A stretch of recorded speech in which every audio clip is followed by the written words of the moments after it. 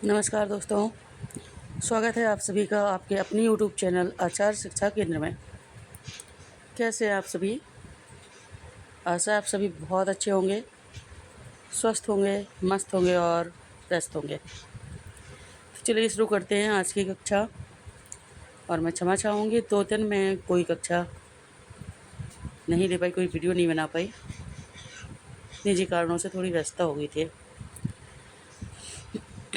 आज का हमारा शीर्षक है संज्ञा। हिंदी व्याकरण में ऐसे शब्द होते हैं जो किसी का नाम बताते हैं, उन्हें हम संज्ञा कहते हैं। आइए देखते हैं संज्ञा की परिभाषा, भेद और उदाहरण। संज्ञा की परिभाषा: किसी व्यक्ति, वस्तु, स्थान, प्राणी, पदार्थ या भाव के नाम को संज्ञा कहते हैं। इसका मतलब है कि नाम किसी का भी हो, कोई भी हो, सब संज्ञा होते हैं। हर एक नाम को संज्ञा कहा जाएगा। उदाहरण: राम, विद्यालय, पुस्तक, गाय, जल, खुशी। इन सभी शब्दों से किसी न किसी नाम का बोध होता है, इसलिए यह संज्ञा है। संज्ञा के भेद। संज्ञा के मुख्य 3 भेद हैं: व्यक्तिवाचक संज्ञा, जातिवाचक संज्ञा तथा भाववाचक संज्ञा। हिंदी व्याकरण में संज्ञा के 3 ही भेद माने जाते हैं, जबकि अंग्रेजी व्याकरण में संज्ञा के 5 भेद माने जाते हैं। 2 अन्य भेद हम पढ़ेंगे जातिवाचक संज्ञा के भेद के रूप में। सबसे पहले व्यक्तिवाचक संज्ञा। जिस संज्ञा से किसी विशेष व्यक्ति, स्थान या वस्तु का बोध हो, उसे व्यक्तिवाचक संज्ञा कहते हैं। जैसे मान लीजिए हमने कहा पहाड़, नदी, तो पहाड़ भी बहुत सारे हैं, नदी भी बहुत सारी हैं, शहर, गांव बहुत सारे हैं। लेकिन हम कोई पर्टिकुलर नाम लेकर कहते हैं गंगा, हिमालय, यमुना, कलकत्ता, मुंबई। ये विशेष नाम है, पहचान है। ऐसे विशेष नाम को ही व्यक्तिवाचक संज्ञा कहा जाता है, चाहे वो किसी व्यक्ति का हो, वस्तु का है, स्थान का हो, उसे कहेंगे व्यक्तिवाचक ही। उदाहरण के तौर पर राम, सीता, दिल्ली, गंगा, भारत। भारत के अलावा और भी तो देश हैं, लेकिन सबका अपना नाम है। जैसे हमारा भारत है, हमारे कुछ पड़ोसी देश जैसे भूटान है, नेपाल है, सबके अपने अपने नाम हैं। ये जो विशेष नाम होते हैं जिनसे व्यक्ति की जिससे किसी की भी पहचान होती है, व्यक्ति का अकेला नहीं, किसी की भी पहचान होती है, चाहे वो गांव हो, शहर हो, या फिर कुछ लोग पेट रखते हैं ना, वो अपने पेट्स का भी नाम रखते हैं, सभी व्यक्तिवाचक में आएंगे। जैसे शायद आप लोगों ने कार्टून्स वगैरह देखे हों, Simba the lion, Baloo the beer.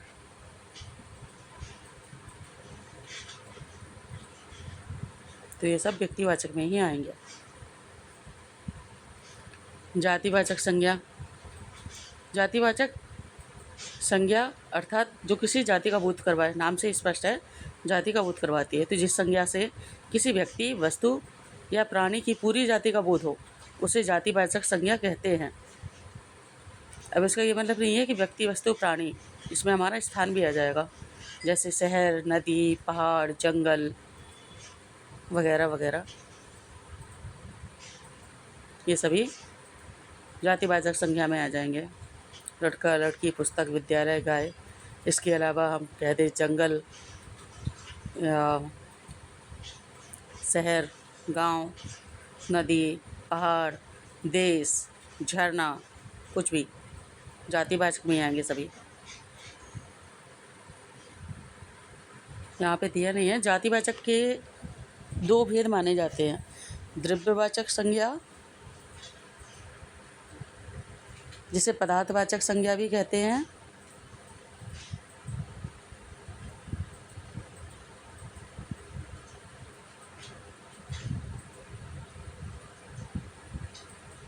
रह गया है स्लाइड में, दिया नहीं है, जिसमें रॉ मटेरियल्स आते हैं, जैसे सोना, लोहा या कोई भी वस्तु, जिससे कोई चीज़ बनाई जा सकती है, उसको पदार्थवाचक या द्रव्यवाचक संज्ञा में रखा जाता है। और दूसरी होती है हमारी समूहवाचक संज्ञा। ऐसे शब्द जो किसी समुदाय का बोध करवाते हैं उन्हें समूहवाचक संज्ञा कहते हैं। जैसे अभी हाल ही में हमने शब्द भंडार में समूहवाची शब्द पढ़े थे, वो सेना की टुकड़ी,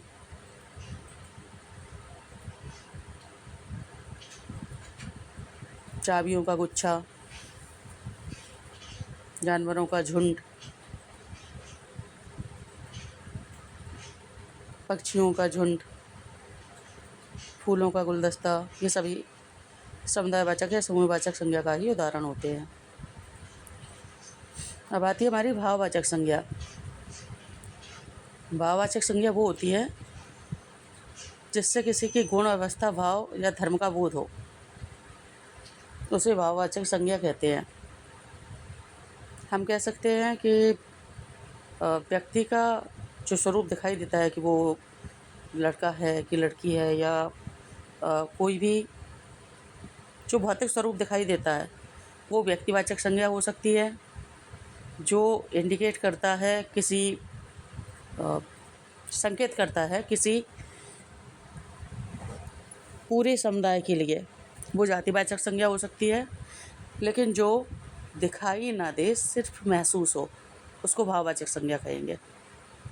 जिसको कोई देख नहीं सकता, महसूस कर सकता है, सॉरी, दिखा नहीं सकता, अगला इंसान देखकर ही महसूस कर सकता है। मान लीजिए आप को किसी पर गुस्सा आ रहा है तो आप दिखा नहीं सकते कितना गुस्सा आ रहा है। आप किसी बात से खुश हैं तो आप ये नाप तोल करके नहीं बता सकते आप कितने खुश हैं। ये सभी भाववाचक संज्ञा में आएंगे। उदाहरण दिए हैं: ईमानदारी, बचपन, मिठास, सुंदरता, साहस। अब कोई सुंदर है तो क्या उसकी सुंदरता को नापा जा सकता है कि 10 ग्राम है या 20 मीटर है? नहीं ना। इसी प्रकार से साहस का कोई मापदंड नहीं है, और कोई किसी को दिखा नहीं सकता कि मैं कितना सुंदर हूँ या मैं कितना साहसी हूँ। तो चलिए, ये हो गई हमारी तीनों प्रकार की संज्ञा। अब देखिए पहचान कैसे करें। तो किसी का नाम पता चले, व्यक्तिवाचक संज्ञा हो गई। किसी व्यक्ति, वस्तु या स्थान का बोध हो, पूरी जाति का बोध हो। हम ऐसे कह सकते हैं कि पूरे समुदाय या पूरी जाति का बोध हो तो जातिवाचक संज्ञा हो जाएगा। गुण, भाव या अवस्था का ज्ञान हो तो भाववाचक संज्ञा हो जाएगा। और तीनों को कहेंगे हम संज्ञा ही।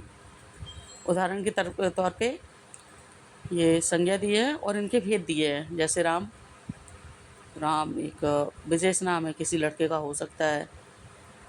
एक हमारे महापुरुष भी थे जिनको हम भगवान भी मानते हैं, भगवान राम, तो व्यक्तिवाचक है। लड़का, अब लड़का तो कोई भी हो सकता है, राम हो या लक्ष्मण हो या भरत, लड़के तो सभी हैं, तो ये जातिवाचक हो जाएगा।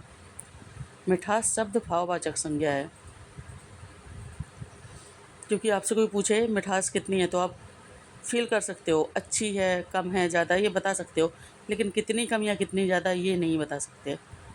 भारत किसी व्यक्ति का भी नाम हो सकता है और हमारे देश का नाम तो है ही। दुनिया में हज़ारों देश है, इनमें से हमारे देश का नाम भारत है। साहस भी भाववाचक संज्ञा है। हमारे सैनिकों के अंदर साहस होता है, तभी तो वीरता से लड़ते रहते हैं।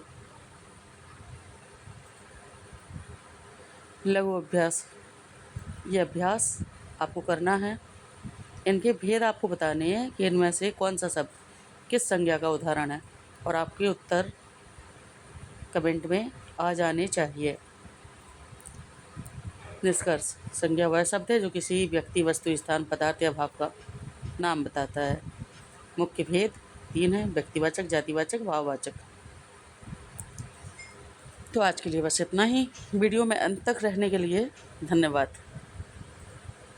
मिलते हैं शाम को संज्ञा की कुछ में। तब तक के लिए स्वस्थ रहिए, मस्त रहिए और व्यस्त रहिए। तो देखते रहिए आपका अपना चैनल आचार शिक्षा केंद्र। नमस्कार।